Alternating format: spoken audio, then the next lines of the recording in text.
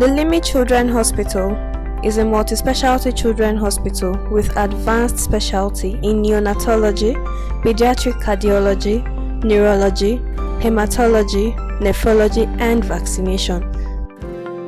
We provide a variety of clinicians to help deliver the best possible care. Our physicians and nurses have been recognized by a number of independent organizations for overall excellence.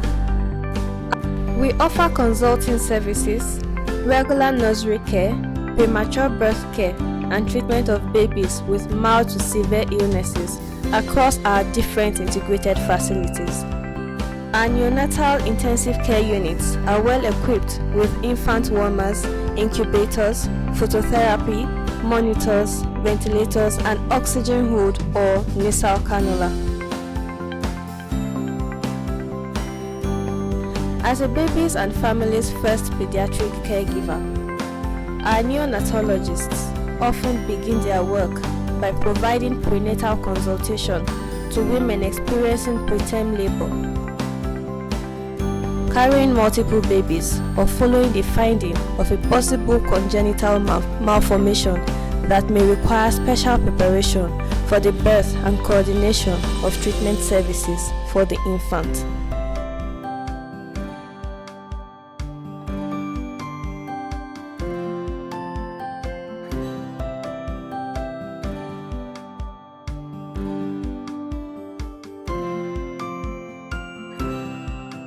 For more information, log on to www.limichildren.org.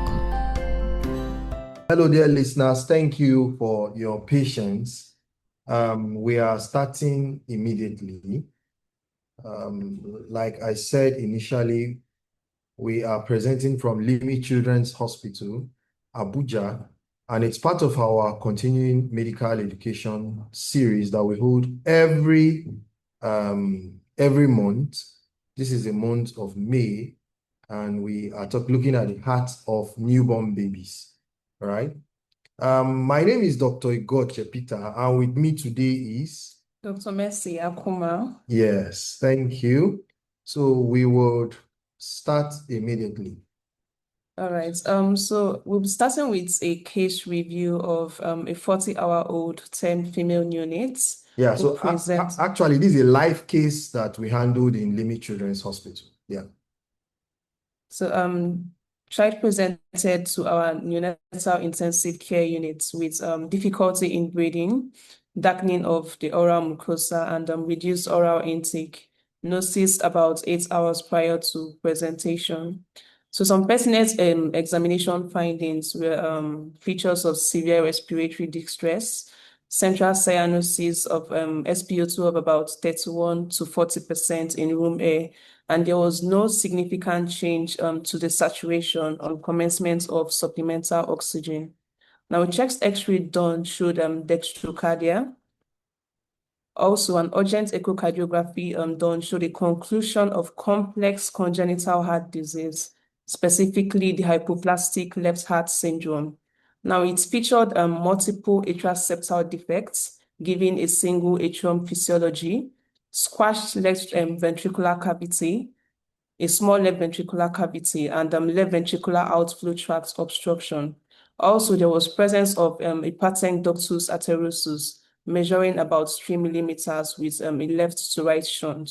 Yes. So having gotten this background and made the diagnosis obvious, along the presentation, we'll go through our presentation, then come back to this and ask a few questions. But before that, treatment was given. We rapidly infused prostaglandin E1. Now, oxygen administration was cautious. We will know why it is cautious. We know that oxygen is a pulmonary vasodilator. Oxygen is a drug, and it dilates the pulmonary vessels. Now, note that the patient had a patent ductus arteriosus with a left to right shunt. Shunting to the right means it's shunting to the lungs. So if we give oxygen liberally, we're going to flood the lungs. So that's why I say cautious oxygen administration. Well, oxygen saturation appreciated from about maximum of 41 in room air to 60. That was not significant. Child was commenced on orogastric tube feeding and walked up for surgery. Having gone through this case, which is a real life case, we will over the time see if you follow the presentation, then you'll be able to answer these questions, right? Regarding the case above, what is the correct answer? You do not need to answer now. Please pay attention, and after the presentation, we will see whether you followed so that you can attempt. Yeah. So what's our outline of presentation today? All right, so it's as follows: definition of critical congenital heart disease, the types of critical congenital heart diseases, the features, how to make a diagnosis, and of course, how to manage. Yeah. So congenital heart diseases is the most common congenital anomaly globally, and it occurs in about 8 to 10 per 1,000 live births. Okay, yeah. So we say we have congenital anomalies of different organ system, right? So congenital anomaly of, let's say, the central nervous system, holoprosencephaly, encephalocele, meningomyelocele, and all that. Then we have that of the limbs, polydactyly, different types of abnormalities. But we know the heart, the heart of the matter is the matter of the heart, right? So it's critical, right? So say like 10 out of every 1,000, that is 1 out of every 100 babies that are born would have a congenital heart disease. Now, but this is congenital heart disease as an umbrella term, right? But out of this, 1 out of every 4 of them, that's like 25% of them, will be critical. Yeah, so being critical will require surgery or catheter intervention during infancy. Okay. Yeah, so by way of definition, critical congenital heart diseases are life-threatening congenital cardiac malformations that would require surgery or catheter intervention during the neonatal period or infancy in order to prevent deaths or major morbidities. Yeah, so emphasis is that this is life-threatening. Something has to be done. Now, we talked about congenital heart diseases in general. So a child that has a ventricular septal defect is congenital heart disease. No parent prays for that, but that child can grow into older childhood without necessarily no issues, provided other factors are constant like pulmonary pressure. But if it is a critical congenital heart disease, something has to be done immediately to keep the child alive, and then before definitive repair. So intervention in the neonatal period, like those that are dog dependent, to keep the dog patent, and then at worst in infancy, where the major correction has to be done. Now, the essence of this presentation is we do not want to miss these newborns, right? So that we can act. So how common is it in Nigeria? Okay, so in Nigeria, the critical congenital heart diseases, they represent a very large cause of neonatal and infant morbidity and mortalities. Also, some hospital-based studies that have been done suggest that generally there is a relatively high burden of congenital heart diseases. And this is also due to the fact that there is delay in presentation, delay in diagnosis, limited access to pediatric cardiac services, as well as inadequate newborn screening. And all of this contributes to poor outcomes of management. And also the severe and the critical lesions, they constitute a smaller portion of these congenital heart diseases, but still they are clinically important because, like we mentioned, if not managed properly and on time, they have a higher chance of mortality. In a neonatal study done in Jos, the severe congenital heart diseases had a prevalence of about 5.2 per 1,000 live births. Yeah, so that's so we have local data to show that. Now the problem is limited access to pediatric cardiac services, cardiac diagnostics, and cardiac intervention. And that is why we are making this presentation, so that people are enlightened both to be able to diagnose and also know where to refer to when we need these services. Thank you. Yeah. So we have the pathophysiologic types of critical congenital heart diseases. But before we look at the pathophysiologic types, I think we should go to what is known. Let's move from the known to the unknown. So this is a schematic diagram of how blood circulates, both peripheral circulation, systemic circulation, and pulmonary circulation. Let's say deoxygenated blood returns through the inferior vena cava from the lower part of the body and the superior vena cava from the upper part of the body and empties into the left atrium. From the left atrium, it moves through the tricuspid valve. This is right atrium, right? From the right atrium to the tricuspid valve to the right ventricle. And the right ventricular outflow tract is the pulmonary. So this pulmonary valve. So it goes through the pulmonary, and then the pulmonary branch is a straight outlet vessel that bifurcates into right and left to supply deoxygenated blood to the right and left lungs, respectively. In the lungs, gaseous exchange occurs, right? Then the red, which is now oxygenated blood, gets its flow. So the left pulmonary veins, there are 4, get to the left atrium. Then the two left pulmonary veins, 2 right, so making a total of 4 pulmonary veins from the right, also empties into the right atrium, right? Now, the blood flows through the mitral valve to the left ventricle and through the aortic root, ascending aorta, arc of the aorta gives the first branch, the brachiocephalic trunk that divides into the right subclavian and right common carotid, and the left common carotid, the left subclavian, down to the descending aorta and to the capillaries and all back. Now, there is something we observe. Blood flow here is in series because it's initially deoxygenated blood, and at the gaseous exchange chamber, which is the heart, there is, so by the time we reach the lungs, by the time we reach the lungs, everything about the oxygenated blood ends. That's the one coming out. So the right side circulation ends in the lungs. So it's series, it passes the baton to the left side circulation, which now has oxygenated blood, right? So if we are looking at the pathophysiologic types of congenital, the critical congenital heart defects, we ask ourselves some questions. First of all, what is the type of lesion? We just discussed circulation in series, but there is a type of circulation that is in parallel. There is no mixing, right? So that is one type. Then there is chamber outflow obstruction. So if there's an outflow obstruction to the right ventricular outflow tract, it's a critical pathology. If there's an outflow tract to the left ventricle, it's a critical pathology. Also, if we have circulation where we do not have a series circulation, where the right side circulation keeps going rightwards and the left side keep going leftwards, so the right is getting right blood, the left is getting, that's parallel, right? Then if there's a problem, we said the pulmonary veins empty into the left atrium, right?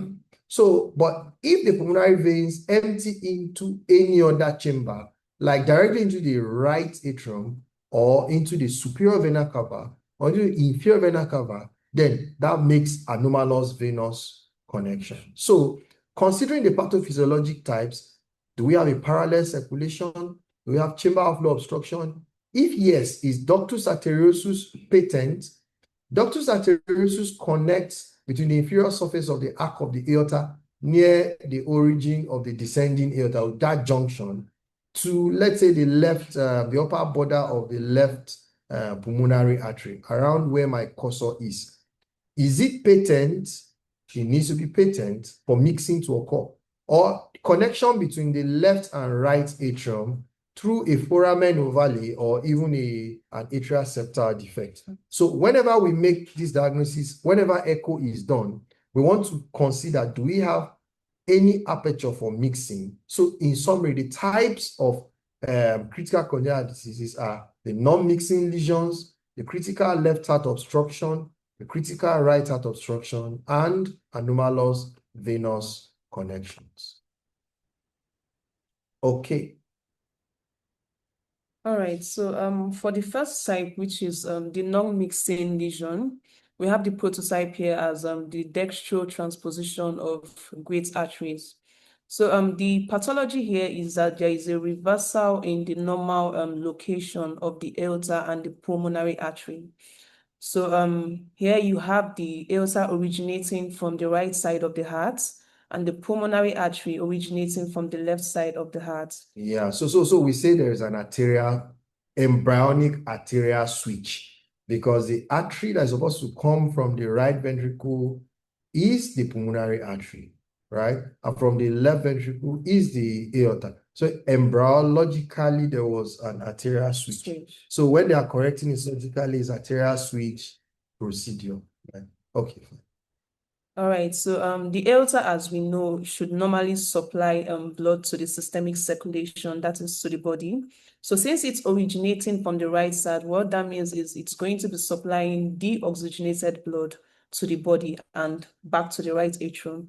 Then for the left side of the heart, the pulmonary artery is going to take oxygenated blood from the left ventricle to the lungs and then back to the left atrium through the pulmonary veins. So what you notice here is there is really no opportunity for oxygenated blood to get to the body through the aorta. Yeah. And there is no way for deoxygenated blood to get to the lungs through the pulmonary artery. So in Nigerian terms, we say the rich is getting richer.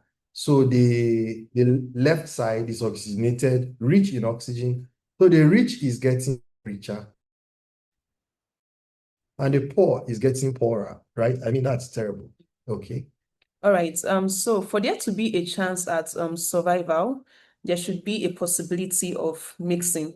And this can only occur when there is a patency of the foramen ovale and a ductus arteriosus, a patent ductus arteriosus. So where we have that, what would happen is that the deoxygenated blood coming in through the aorta is going to pass through the patent ductus arteriosus to get to the pulmonary arteries in order for it to be moved to the lungs for oxygenation. And then afterwards, the oxygenated blood is returned through the pulmonary veins to the left atrium. However, it then moves through the patent foramen ovale to the right side in order to get to the aorta and systemic circulation. Yes. So when the right side of the heart is depleted of oxygen, to give out some is through the PDA. When the left side has already become oxygenated, to share some oxygen that will go into circulation is through the foramen ovale. But disaster happens when these shunts close. All right, so if there is a closure of the shunt, then obviously there is no way for blood to mix. So the child would come down with desaturation, cyanosis, and metabolic acidosis. So what that means is that the emergency treatment given in this case would be a prostaglandin E1 infusion. Prostaglandin E1 is going to help to maintain the patency of the ductus arteriosus and the foramen ovale so that mixing of blood would continue. Also, okay, so we give prostaglandin E1, because we know that shortly after birth, there is a functional closure of. So the ductus arteriosus, which we'll see in the other picture in the next slide, the ductus arteriosus helps for is a shunt in utero, right? But at delivery, when the placenta is separated, after the first birth, after a few hours, there's a functional closure. You can still pass a probe through it, but there's a functional closure. And intimal proliferation begins, and within a few days, it is fibrosed and closed. But prostaglandin E1 helps to maintain the patency of that duct.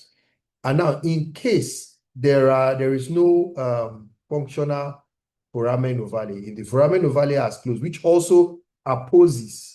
It opposes and closes. So I don't know if you can look at my hands on the screen. An atrial septal defect will just be that if this is the atrial septum, an atrial septal defect is that there is a gap.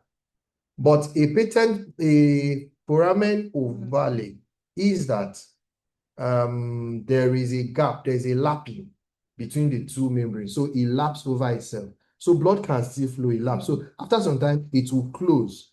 it should close, right? So if it closes, then you need to break the interatrial septum by balloon atrial septostomy. That is why we said for critical congenital heart disease, you need a catheter-based procedure in neonatal life, or you need an intervention like infusion of prostaglandin. So prostaglandin for duct patency, balloon atrial septostomy to help this mixing, so that through a right to left shunt, the deoxygenated blood goes for oxygenation. Through a left to right shunt, oxygenated blood goes to mix so that the systemic circulation will have some oxygen, right? Okay. Yeah, so this is a more detailed diagram of what we have been talking about. This is a normal heart, right? So normally we say superior vena cava, inferior vena cava empties to the right atrium through the tricuspid valve to the right ventricle. And the vessel that leaves the right ventricle is initially straight, then bifurcates. Right. But the vessel that leaves the left ventricle is curved and arches, makes an arc. So if at echo, where we are supposed to see a straight vessel that bifurcates, we now see a curved vessel that forms an arc. That vessel is aorta, right? Now, if we now see from the left chamber outflow tract, we now get a straight vessel that splits into two, bifurcates. That is pulmonary. This is classically what happens in dextrorotatory transposition of great arteries. In this case, we see the patent ductus arteriosus here, which I said is at the inferior surface of the arc of the aorta, just before the descending aorta starts, and the upper surface of the pulmonary arteries, right? In this case, blood that is deoxygenated goes out through the aorta because it's transposed. So for systemic circulation to ease itself of deoxygenation, some blood flows. There's a retrograde flow, which is now right to left. That is the only channel that deoxygenated blood will have to go to the lungs, right? When it's oxygenated and it comes back, there would have to be a patent foramen ovale for it to be distributed. Okay. All right. So this is a chest X-ray showing the dextro transposition of great arteries. Now, the characteristic feature is what we call the egg on string appearance. So here you're seeing it's like the heart is hanging from a string. The string is the narrowed mediastinum.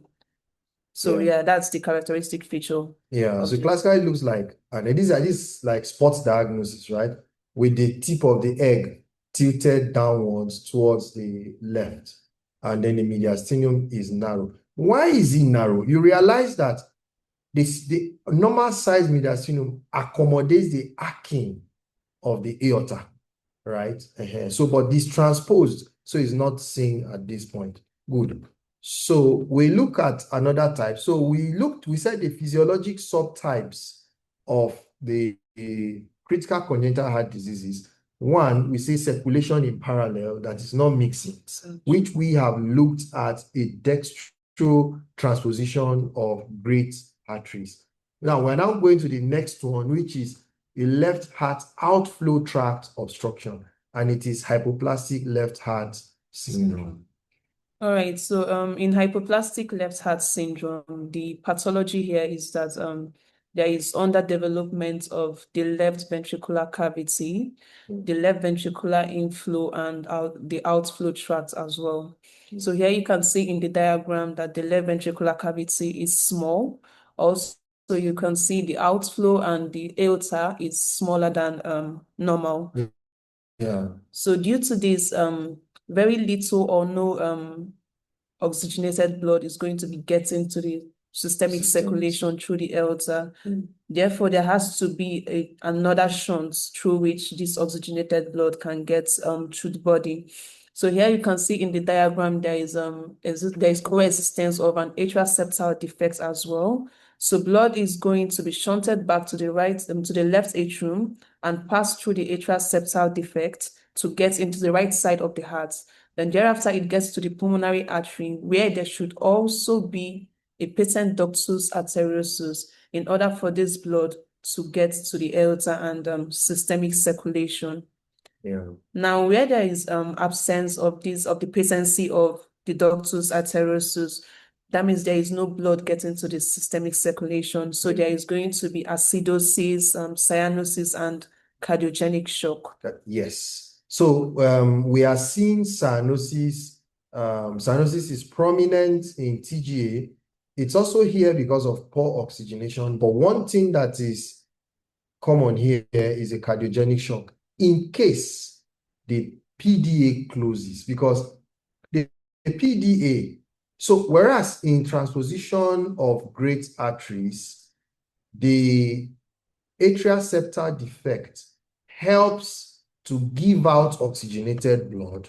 In hypoplastic left heart syndrome, the atrial septal defect helps to give out blood, right? Okay, fine. See, yeah, so it gives out blood that is oxygenated, and because this outflow tract of the left ventricle is stenotic, right? It's miniature, it's small, and systemic. By the way, when we do echo, we know that the left ventricle is usually larger than the right ventricle. Yeah.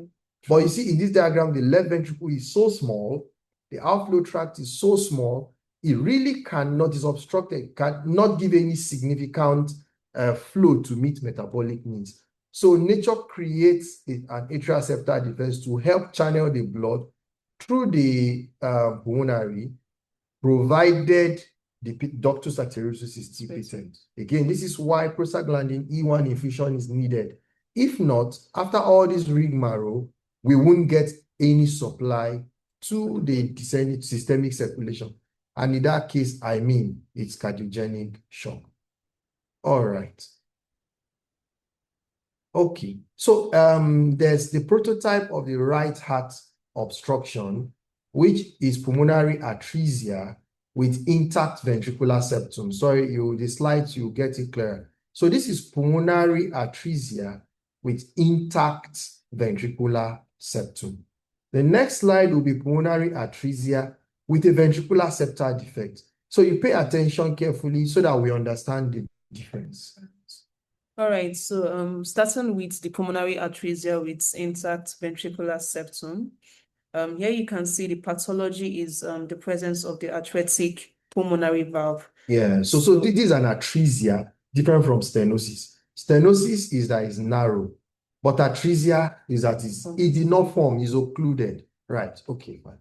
All right, so due to this, there is no way for the deoxygenated blood from the right ventricles to get into the pulmonary arteries and to the lungs. So the only solution is for there to be a retrograde flow back to the right atrium. And then there has to be a patency of the foramen ovale so that this blood can get into the left side of the heart and subsequently to the aorta.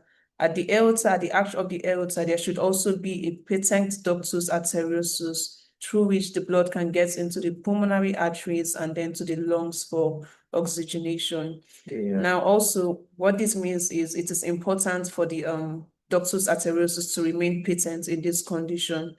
If there is a closure or if it is not patent, then there is going to be marked cyanosis, as there is no way for blood to get to the lungs for oxygenation. Yeah.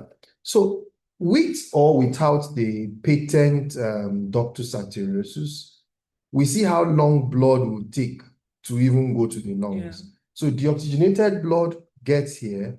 It cannot go out through the normal outflow tract. It just cannot go out through the normal outflow tract. So it has to go back and follow an atrial septal defect, provided there is one, right? And then goes to the left atrium, left ventricle, aorta, then just comes down. So you have trickles, not much. I mean, that child by default has baseline cyanosis. But God forbid, if this PDA closes, then the game is over. Yeah, fine. So this is how long it takes when we have the ventricular septum intact. But let's see what happens if we have pulmonary atresia with intact ventricular septum.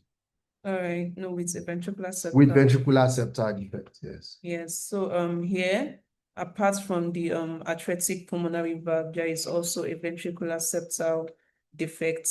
So the deoxygenated blood is going to pass through this VSD to get into the left ventricle, where it mixes with oxygenated blood there and gets into the aorta. Still at the point of the arch of the aorta, there has to be a PDA. There has to be a PDA so that this blood can get into the pulmonary artery and get to the lungs for oxygenation. Yeah, okay.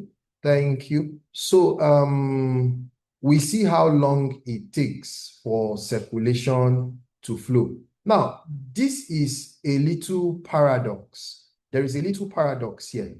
The heart lesion is more complex here, but it has easier access to flow, right? All right. So the difference between the pulmonary atresia with intact ventricular septum and that with a ventricular septal defect is that in the pulmonary atresia with intact ventricular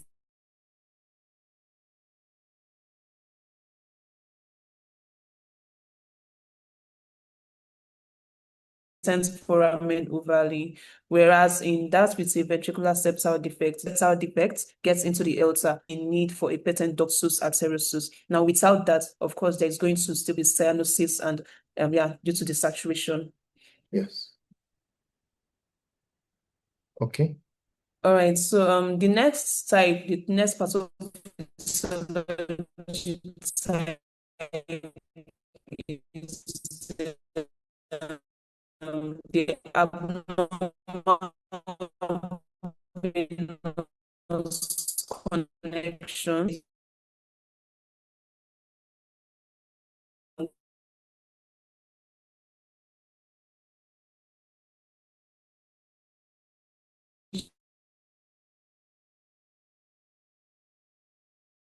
Are supposed to empty into the left atrium are instead going to empty either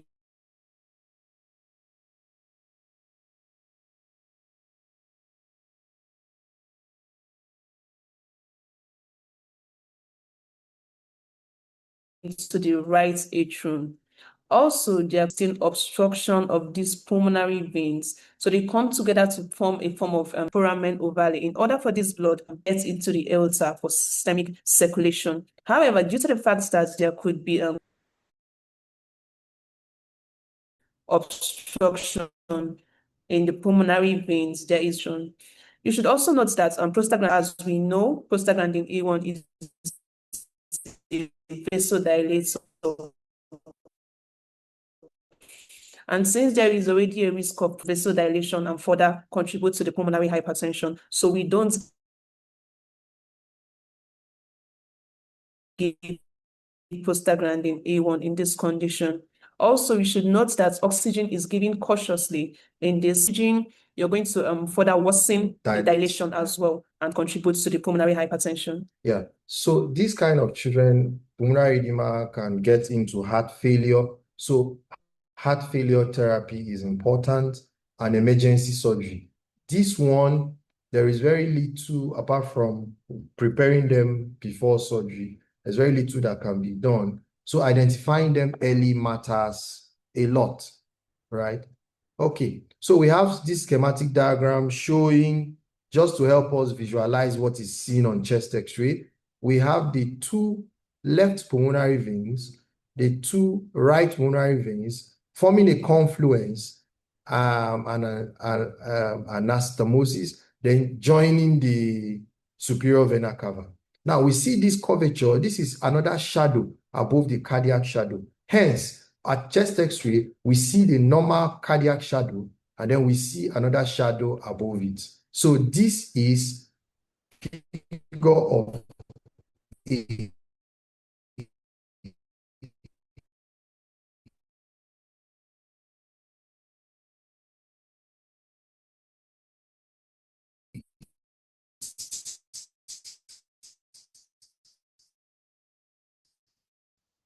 right? Yeah, or the snowman appearance. The snowman. So that venous plexus that forms in the supracardiac variant of total anomalous pulmonary venous return forms in a figure of 8 or a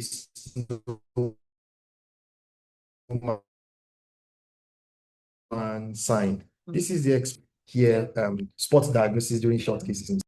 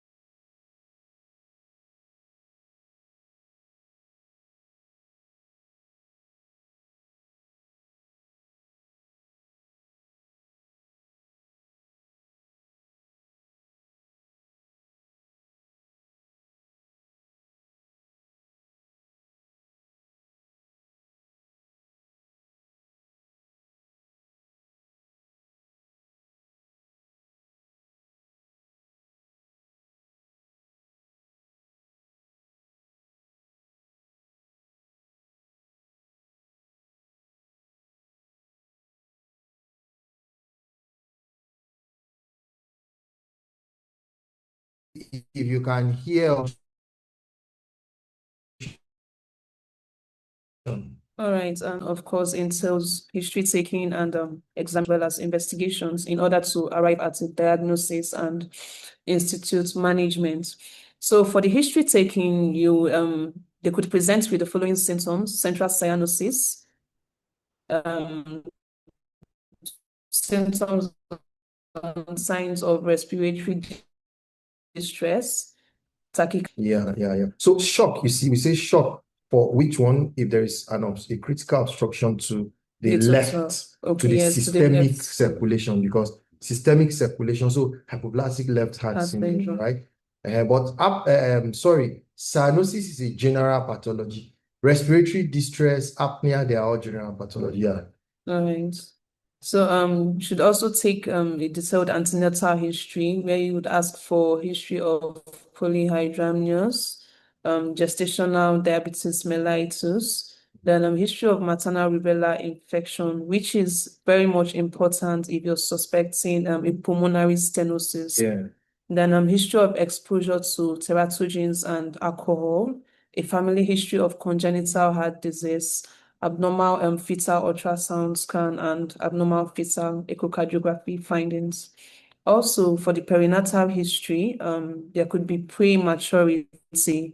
Now, prematurity is here because if there is a congenital heart disease that is making it unfit for the baby to continue intrauterine life, Yes. then of course it's going to manifest as fetal distress, which would necessitate a preterm delivery. Then also history of birth asphyxia. So due to the poor oxygenation and perfusion that comes with these critical congenital heart diseases, of course there could be birth asphyxia. Yeah. Then, our O&G colleagues will say poor biophysical profile. So poor biophysical profile, we also look at all this because eventually they would have beta asphyxia and then they will deliver them, and every beta asphyxia is not primarily because the labor was prolonged, right? So we look much closely. So then cyanosis, so the babies, some we have actually seen, you see a baby who everything was normal, baby came out, everybody is happy, and then a few hours, because you say, don't go today, let's just observe over the night. And then shortly the child becomes markedly cyanosed. I mean, that dramatic change, consider critical congenital heart defects, right? So having done a proper history taking, we want to do a physical examination as well, where you're assessing for the signs of respiratory distress, pallor, and dysmorphic features that's suggestive of a syndrome. Syndromes such as Turner syndrome can be associated with pulmonary stenosis and even the hypoplastic left heart syndrome.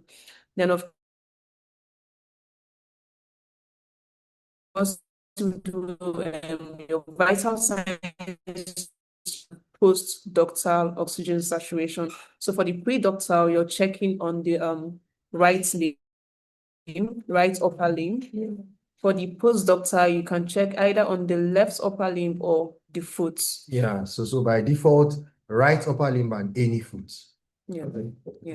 This pre-ductal, so we don't cram it. We know that the arc of the aorta, then the ascending aorta, then the arc of the aorta gives, first of all, the brachiocephalic trunk. The brachiocephalic trunk bifurcates into the right subclavian and right common carotid. That vessel comes before the ductus arteriosus, so it is pre-ductal. But ductus arteriosus will always come before the descending aorta. So the vascular supply at the descending aorta is post-ductal. So we said any of the feet, right, will give post-ductal readings, and the right upper limb will give a pre-ductal reading. Yeah. Okay. So when we take that, for any child at all, whether you're taking pre or post-ductal, if the saturation in room air is less than 95% in more than 24 hours of life, please do echocardiography. It's better to do and you say, oh, it's a respiratory pathology, something else, fine. And if pre and post-ductal saturation differ by greater than 4%, this is one of the big things where pediatric cardiology enters preventive cardiology, right? Early diagnostics. That is, you have to rule out a critical congenital heart disease, usually a critical left heart obstructive lesion, right? Where there is a shunting across the PDA. So every newborn should have pulse oximetry on the right upper limb and both lower limbs recorded. Good. Okay. All right. For the cardiovascular examination, inspection, of course, we have already checked for cyanosis. Then palpation, you check the peripheral pulses, check for abnormalities of pulse volume, localize the apex beats. Now, if there is presence of a weak femoral pulse, that could be suggestive of coarctation of aorta or interrupted aortic arch. Also, in hypoplastic left heart syndrome, there is going to be reduced pulse volume due to the cardiogenic shock that comes with it. Now, auscultation is going to be to check for the heart sounds, any abnormality with the heart sounds, presence of murmurs or a gallop rhythm. Yeah. All right, so this is just a diagram showing us the different locations of murmurs, where murmurs can be picked up for the different pathologies. Now at the left upper sternal border, you have mostly the pulmonary valve defects as listed here. Yeah. Then on the right upper sternal border, you have the aortic valve defects. At the apex region, you have defect pathologies of the mitral valve and aortic stenosis. Then, of course, at the right lower sternal border, you have ventricular septal defect. That's this lower left sternal border. So the four auscultatory, lower left sternal border, apex, upper left sternal border, and upper right sternal border. It is good so that auscultation is specific. Yeah. Okay. All right. So these are other features that would further suggest a cardiac disease. Now, if you're having tachypnea without significant chest retractions, that is pointing hepatomegaly, as seen with heart failure, of course, is pointing to cardiac. Then poor response to oxygen therapy, as seen with the hyperoxia test. So when you administer oxygen, if it is a respiratory pathology, usually it improves. Yes. However,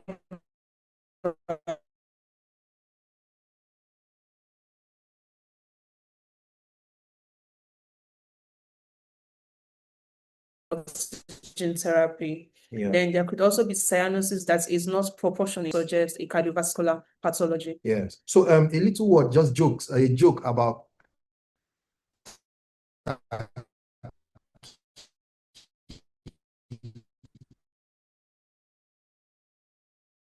tachypnea without respect so much said there's no ventricular septal defects. So that pathology, they are breathing faster than the average child.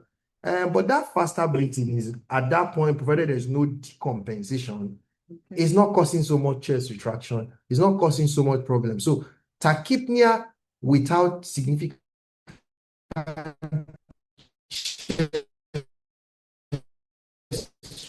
retraction, in this case, that should give respiratory distress. Yeah. But if the chest is not considered respiratory manifestation of a cardiac pathology. Right. Okay. All right. So these are other signs or other things to look out for that would point further to the severity of the condition. Yeah. Of course, if there is presence of features of shock, Cardiogenic shock. yeah, in cardiogenic particular. shock, as seen with the hypoplastic Hypoplastic left heart syndrome. Now, all of the other signs can occur in every of the pathologies: the metabolic acidosis, severe hypoxemia, poor perfusion, oliguria, and altered consciousness. All of that can be seen in all of the pathophysiologic types. Yeah, so somebody will quickly ask me, why should we have oliguria, which is urogenital system? Why should we have altered consciousness, which is central nervous system? Well, you see that just like a child coming to clinic with fever, but not necessarily have a label malaria, and that the child has malaria does not mean he doesn't have another infective, another cause of, yeah. So we say a child with critical obstruction of the left ventricular outflow tract can have shock, which is cardiogenic shock. And shock is a clinical manifestation of inadequate tissue perfusion. When there is poor perfusion, the brain cannot take it. So Glasgow Coma score drops. So the next one is that renal perfusion also drops, and renal perfusion drops, there is oliguria. So it's straightforward, right? Good. Okay. So when we have these children have come to our neonatal unit, we have taken history, presenting complaints, antenatal history, perinatal history. We've done our general examination, taking vital signs, done a detailed cardiovascular examination, and we are suspecting a critical congenital heart defect. What should we do? We should be able to do this in any center, whether we have a pediatric cardiologist on ground or not. And that is the basis for this presentation. So we maintain airway patency. We say it's life-threatening. It's an acute emergency, right? It's life-threatening. So we secure airway, make sure the child is breathing, right? Good. Now, we say oxygen administration. We put an adjective. Hope my English is still good. That's cautiously, right? So cautious oxygen administration, not generous, not liberal oxygen administration, because those who have pathologies, for example, total anomalous pulmonary venous return, you dilate if there is you dilate the pulmonary vessels. You know that basically their lungs are flooded already. There is pulmonary plethora already, right? Apart from the figure of 8 sign we saw on chest X-ray, the X-ray also has pulmonary plethora. So you now give oxygen, you now perfuse the lungs that is like soaking sponge that is soaked in water. I mean, that will be too much. Then we'll correct high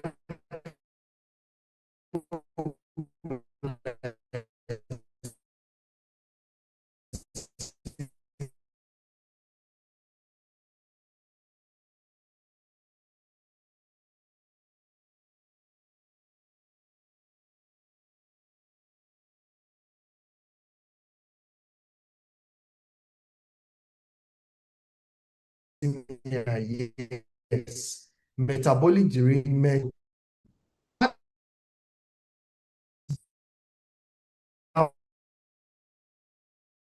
We can now arrange for odd.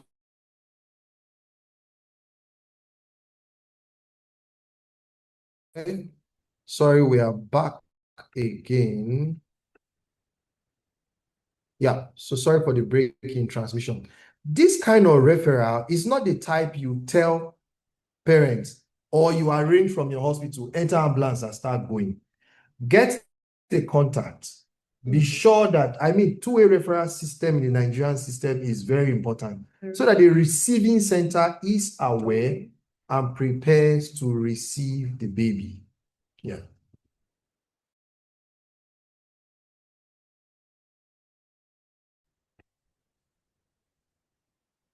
Okay.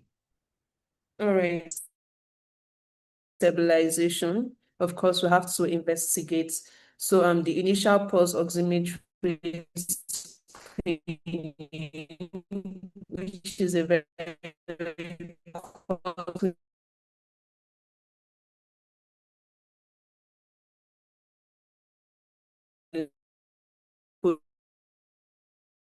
postductal saturation should be done. So abnormalities that can be seen there is cardiomegaly, and then the pulmonary plethora as seen in the total anomalous pulmonary venous return. Also, there could be reduced pulmonary vascularity. Yes, in pulmonary atresia. Yes, Yeah. exactly. Yeah. And the characteristic cardiac silhouettes, such as the figure of 8 or snowman appearance for the total anomalous pulmonary venous return. Now, an ECG should also be done to check for abnormalities of cardiac reading, features of ventricular hypertrophy or exist deviation. And then finally, the echocardiography, which is the gold standard for diagnosis. So echocardiography is going to show the structural defects seen in each of these pathophysiologic types. It's also going to show the hemodynamics, that is the flow of blood across these different cavities and vessels. Then for duct-dependent lesions, we'll be able to check for patency of these ducts and ventricular function as well. Yeah. So every echo done, it is not sufficient for echo to be done, I would say, is a DGA. Okay. The comment on patency of the ductus arteriosus is important. And that kind of a patient will actually need serial echo. Okay. Especially duct was patent. Did you have access to prostaglandin E1 on time? There is no point. Prostaglandin E1 infusion will not easily recanalize ductus arteriosus that has become fibrous, that have closed, right? So you give, and then when you even start your prostaglandin E1 infusion, after you are still supposed to check to be sure that the duct is patent. So apart from getting the structural defect, duct patency is still of importance. Yes, a comment on duct patency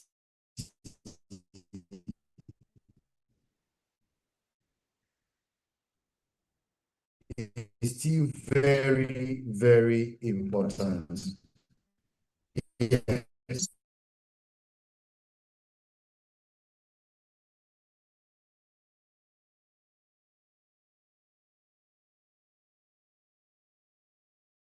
So here is the NIDAS criteria, which is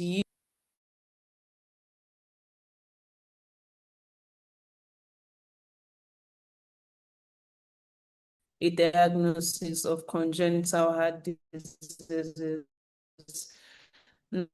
Now,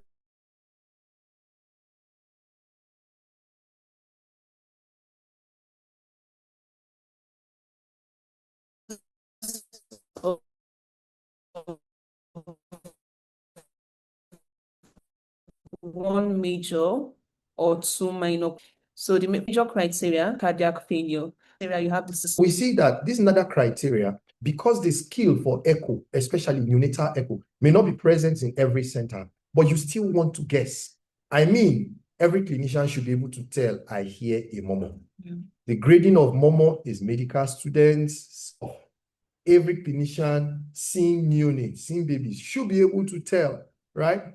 Cyanosis central is obvious. Heart failure is obvious. Now, we should pay more attention in beyond saying S1, S2, right? Because is the S2 split? Is it single, right? Is it fixed split, right? Because heart sound is, we say lobbed up, that is simplified, right? That's simplistic. Because the lob is a closure of the mitral and tricuspid valve. The aorta to ventricle connection, right? So, but the second heart sound, the dop, is a ventricular-arterial connection, aortic valve and the pulmonary valve. And because of pressure differences, the pulmonary will close slightly later. So in inspiration, you find separation, sometimes find it together, depending on the phase of respiration. So, but if it is completely split, it's a problem. If it does not split, it's another problem, right? So clinicians should learn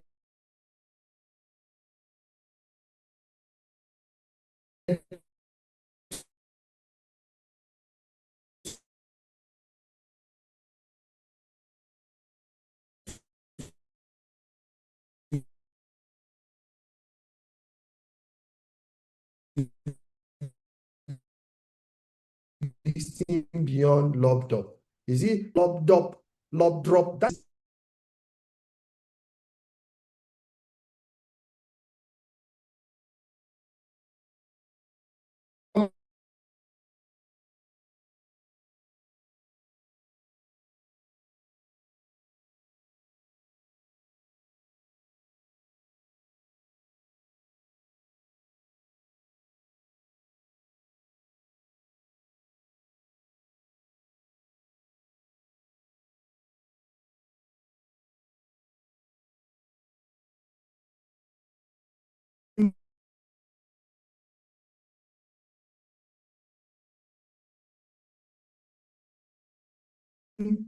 the axe.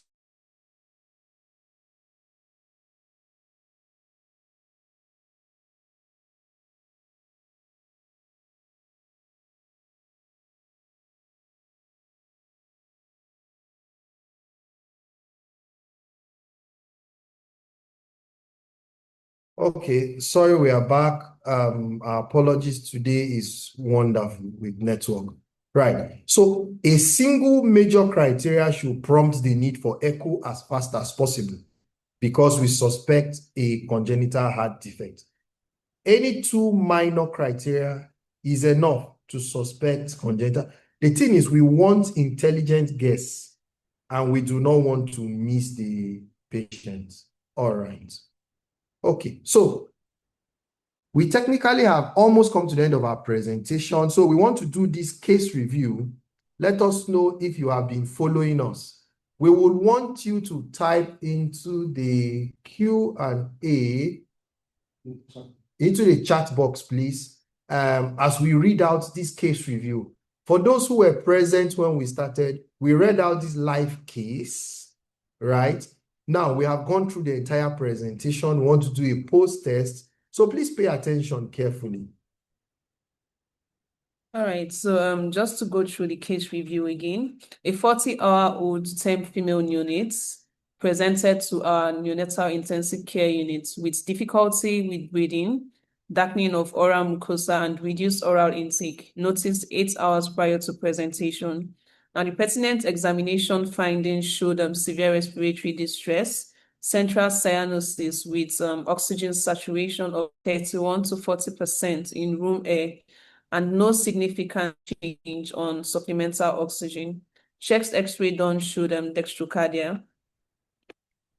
Urgent echo report showed a conclusion of complex congenital heart disease, specifically the hypoplastic left heart syndrome, and it featured a multiple atrial septal defects, giving single atrium physiology, a squashed left ventricle, small left ventricular cavity, and left ventricular outflow tract obstruction. A patent ductus arteriosus measuring about 3 millimeters with left to right shunt. Yeah. So we have this pathology here that the left ventricle is hypoplastic, but we also have the presence of shunts, right? Then we have the interarterial shunts, and then we have the shunts between the aorta and the pulmonary. Right. Good. Okay. All right. So treatment given was a prostaglandin A1 infusion to maintain patency of the ducts, cautious administration of intranasal oxygen, following which the oxygen saturation appreciated to 50 to 60%. But not significant. Mm-hmm. All Yeah. right. Then orogastric tube feeding was done and a workup for cardiac surgery. Yeah. So now, Regarding the case above, the correct answer is, so let's see the fastest finger. 1, high flow oxygen therapy is essential for this child. Is that true or false? So, would have listed it A, B, C. But you can take, this is, okay, so we say number 1, high flow oxygen therapy is essential. True or false? Number 2, patients will benefit from urgent balloon atrial septostomy. True or false? Number 3, child needs surgical intervention as soon as possible. Is this true? Then mortality is uniformly 100%. So which of them? Put 1 if you think 1 is correct. Put 2 if you think patient benefit from balloon atrial septostomy is correct. Put 3 if you think surgical intervention is needed. And put 4 if you think mortality is uniformly 100%.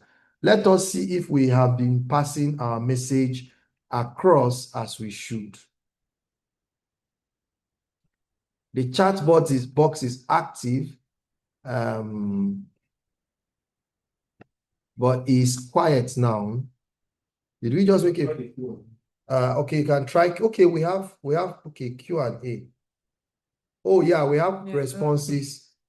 Okay, so Q&A, please. The Q&A, yeah. So we've gotten somebody, the first person who typed into the Q&A. Okay, so it's getting more interesting here. Q&A, please. Right?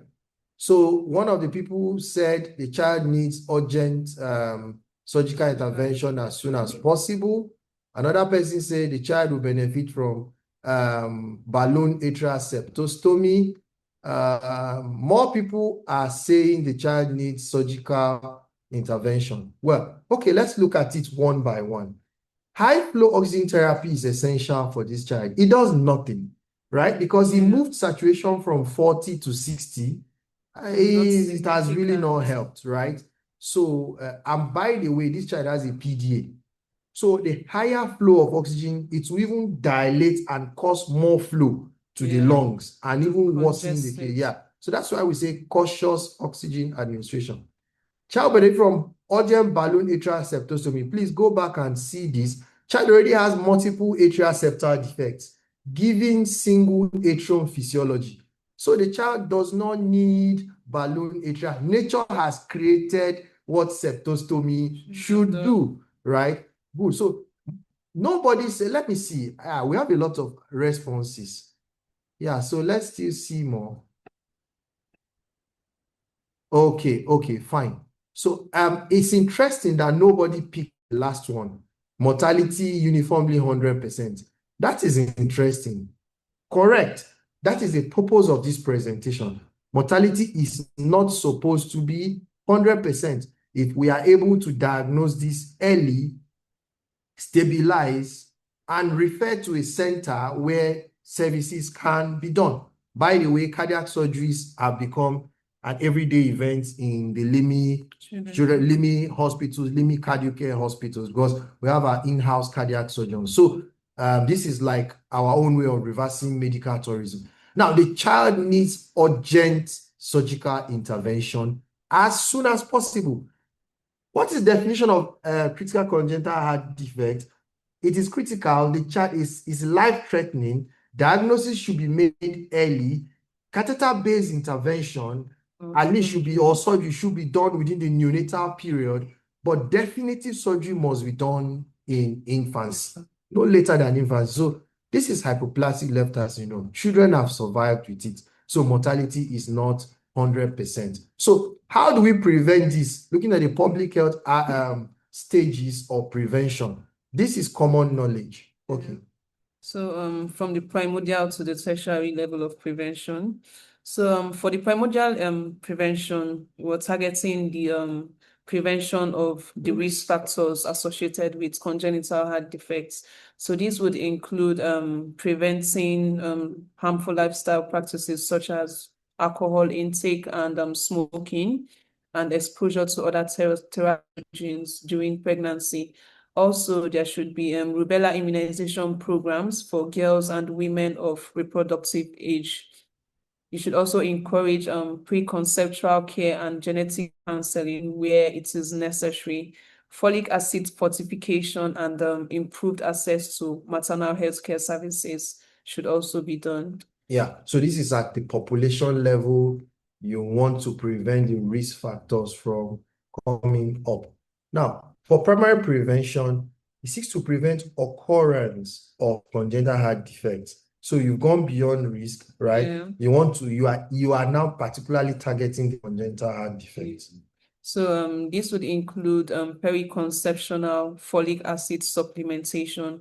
That is for people that intend to conceive, and also pregnant women as well. Folic acid supplementation should be done. Then maternal vaccination against rubella, optimal control of maternal illnesses such as diabetes mellitus and hypertension. So diabetes, the maternal hyperglycemia in diabetes is teratogenic. Yeah. So as a matter of fact, all infants of diabetic mothers should have an echocardiographic screen, right? Because it may manifest, it may not manifest. They could have hypertrophic cardiomyopathy. They could have shunt lesions, right? So respiratory distress in infants of diabetic mothers is not only because of the qualitative surfactant deficiency. No, cardiac pathologies also occur. A lot of them can be missed, right? Good. So we talked of this is a metabolic teratogenic environment, but we're talking of actually teratogenic drugs now. Yeah, so alcohol and tobacco as well. Then harmful herbal medications during pregnancy should be avoided. Yeah. Now, also prevention and treatment of maternal infections, as we have already talked about the rubella. Then genetic counseling for families with a previous history of congenital heart diseases. Yeah, so because there's a risk factor of reoccurrence, right? So if congenital heart disease have occurred, then genetic counseling and where possible, genomic sequencing, all those genetic markers should be done. Now, so secondary, we've moved from primordial to primary now to secondary. We want to detect. Now, it's possible that something led to something, the child already has it, right? How do we detect it early and do something to reduce morbidity and mortality? Yeah, so routine antenatal ultrasound scan should be done. Ultrasound screening should be done. And if an abnormality is picked up that requires a fetal echocardiography to be done, then that should be done in order to detect these conditions on time. Then, of course, newborn clinical examinations to pick up things like cyanosis, respiratory distress, and cardiogenic shock. Then post-oximetry screening, which we have already said is a very non-invasive and cost-effective way of detecting these conditions. Yeah. Then an early echocardiography should be done where necessary. Yeah. And of course, prompt referral to pediatric cardiology centers. Yes. All right. So the tertiary prevention, it has occurred. We want to prevent complications, disability, mortality, disability like heart failure, coming to hospital, always sick, right? Mortality in children who already have it. Now, medical stabilization is important. Again, cautious oxygen. We will not leave oxygen, but it has to be very cautiously. Prostaglandin E1 infusion is easier said than available. It's easier said than available because we know healthcare is the healthcare economics, right? Yeah. Where we say some pharmacies, some suppliers, because the drug shelf life, you do not want these drugs to expire your shelf. But I mean, any center that has a newborn unit should have this as a backup.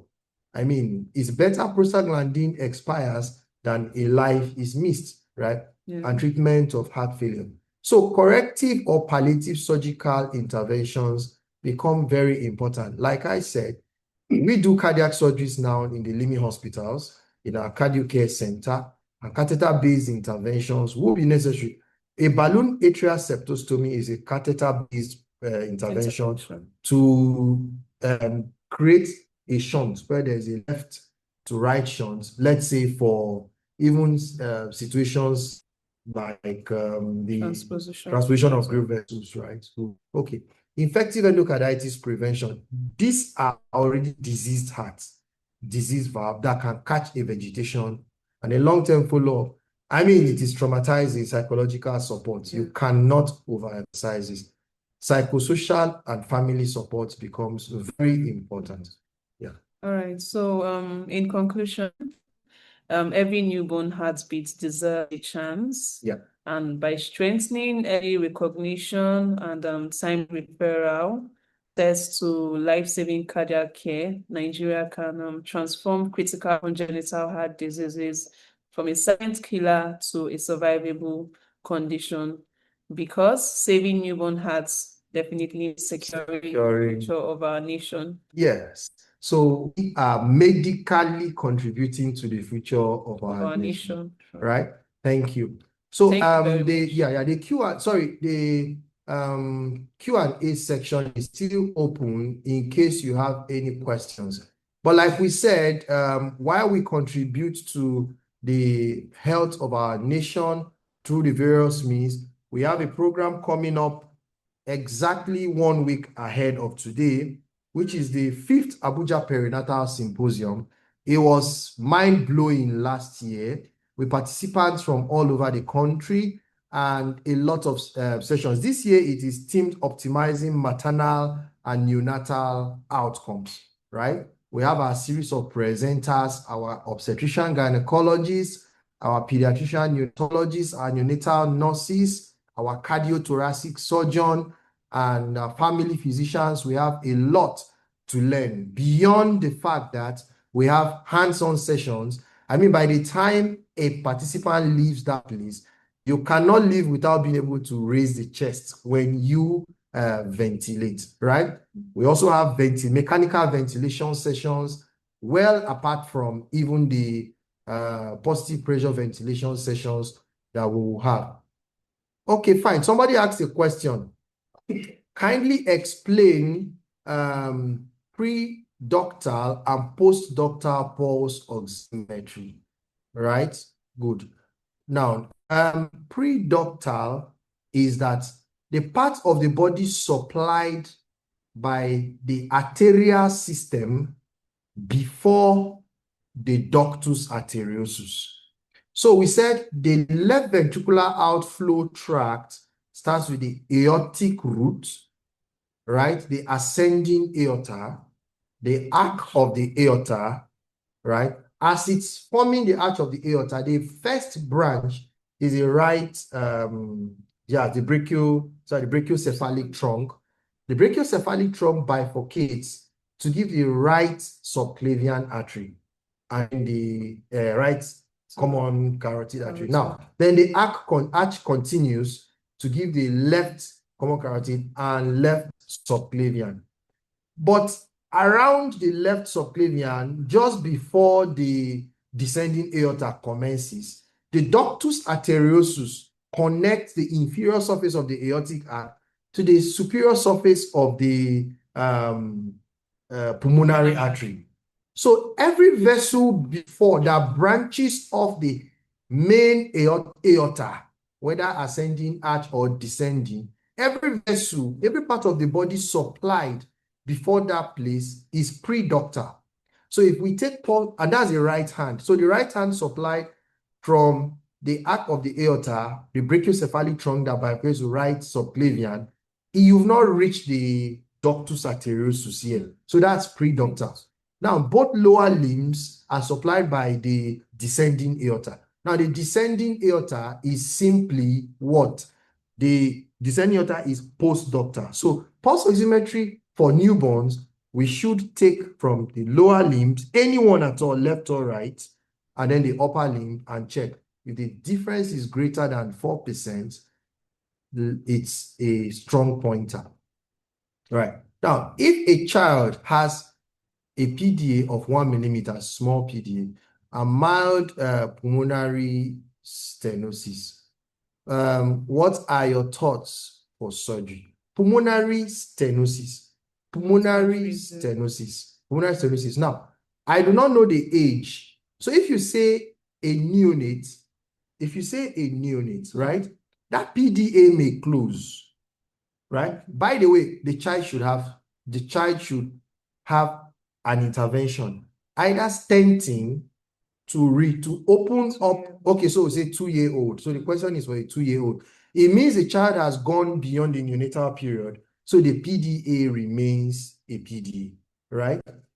I would recommend that the child see the cardiothoracic surgeon for the best interaction, but it is important that the pulmonary is dilated.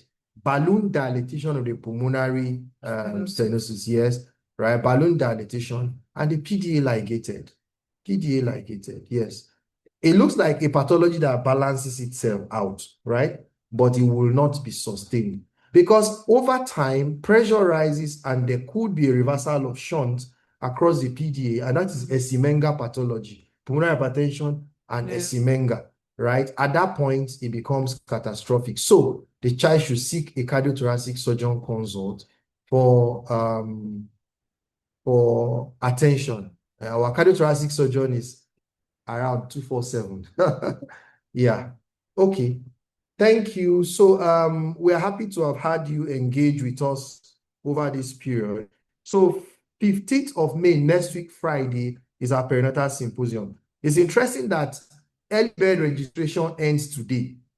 In fact, it's a significant day. We have a week ahead of time. The venue is Merrymakers Event Center in Wuse 2, Abuja. We want to improve neonatal resuscitation interventions and outcomes before delivery and after delivery in Nigeria. We are happy to have you join us. Thank you. While symposium holds next Friday, watch out for our cardio care webinar, which our senior brothers, that the cardiology, will make their own presentation later this month. But there will be another pediatric webinar next month. Thank you and God bless you.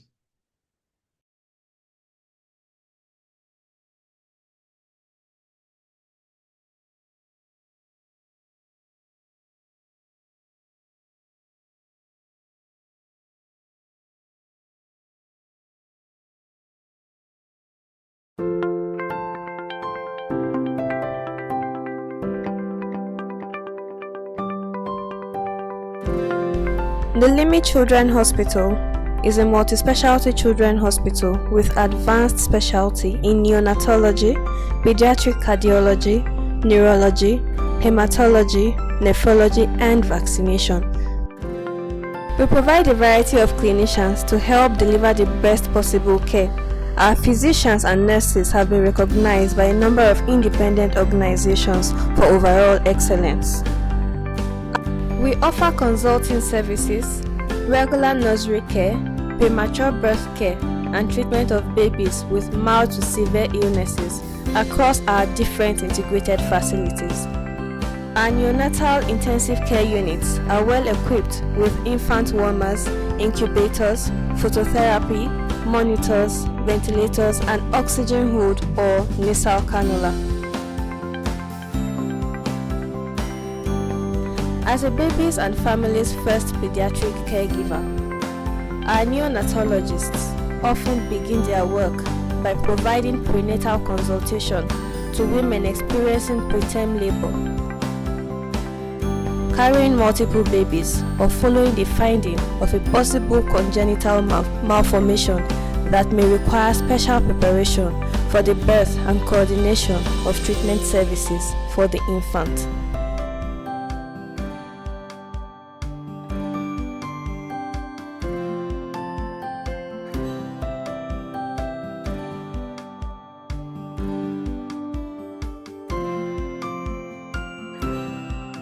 For more information, log on to www.limitchildren.org.